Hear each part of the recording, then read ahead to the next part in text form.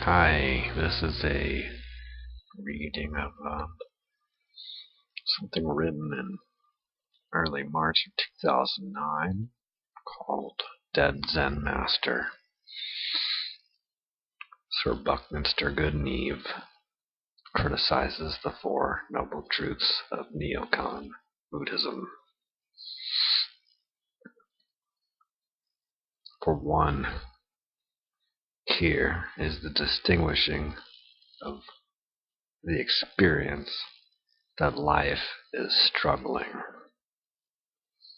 First, I know what is right and what is wrong. If you doubt it, just ask me. Further, I even know who is right and who is wrong. Obviously, anyone who disagrees with me or is even merely unconvincing in their agreement, like if I question their sincerity, is a big effing hypocrite. Then, quite suddenly, someone who I thought was right turns out to be wrong. But I'm sure, of course, that this is just a single exception, a singular exception. It won't happen again. It had to be a singular exception because I'm right. Soon. That was not a mistake, by the way. I just said such just randomly on purpose. Soon, even things that I thought were definitely right may start turning out to be wrong. I, who by the way never ever would do anything wrong, may even question whether the sum of the things that I have done might have been wrong. Maybe I said the wrong words, or used the wrong tone, or, I almost wore the wrong shoes. Maybe it's wrong for me to be agonizing like this so much. Or maybe not. Maybe I'm not agonizing enough. Well, I'm just going to have to think about that for a while. Yeah, see, maybe I'm just agonizing the wrong way. So my experience has been that life was an agonizing or a struggling between order and chaos, clarity and confusion, right and wrong, good and evil, the light and the dark, the masculine and the feminine, the Almighty who is all-powerful beyond any competition, and the one being who may actually be more powerful than the Almighty, Satan, or Oprah Winfrey. I'm not sure. Anyway, by the way, I'm absolutely sure that no one else has had this experience, right? Because this would be the entirely wrong experience to have, too. Won't you agree? Please? Oh, listen, before you answer, remember that I really don't want you to make me kill you. Number 2, here's the distinguishing of the cause of the experience of life as struggling.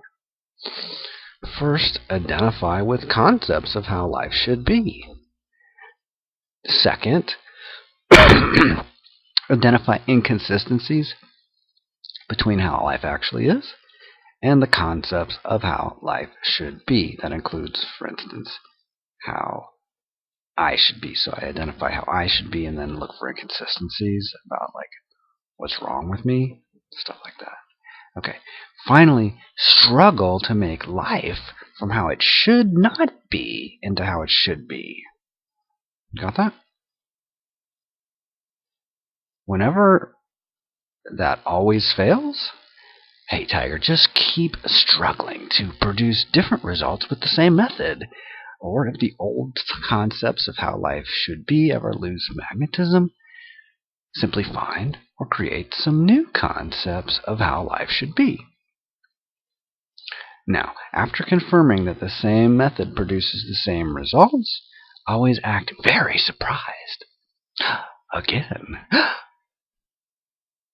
Blindly apply this methodology to people in your life, including yourself, your activities, businesses, your social networks, governments, the media, politicians, your pets, your hair, the weather, the economy, the planet, and ultimately yourself. Did I mention?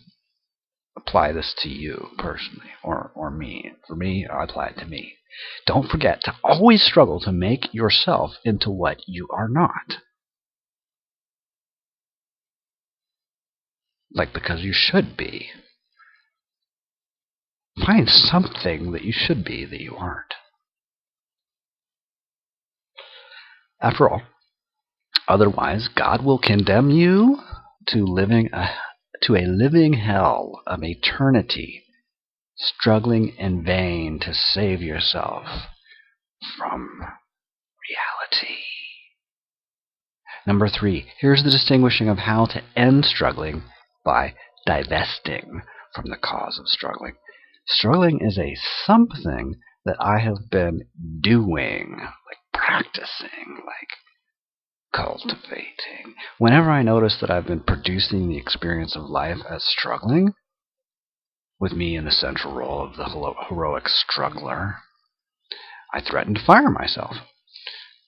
But I'm really not a quitter, you know. Well, I actually could just stop, aren't I?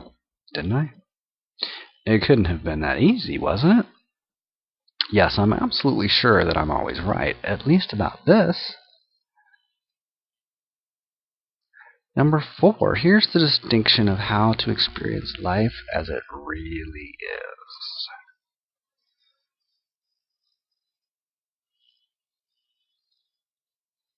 Next, notice the way that life now is speaking and happening and so on. It's totally fascinating, aren't we?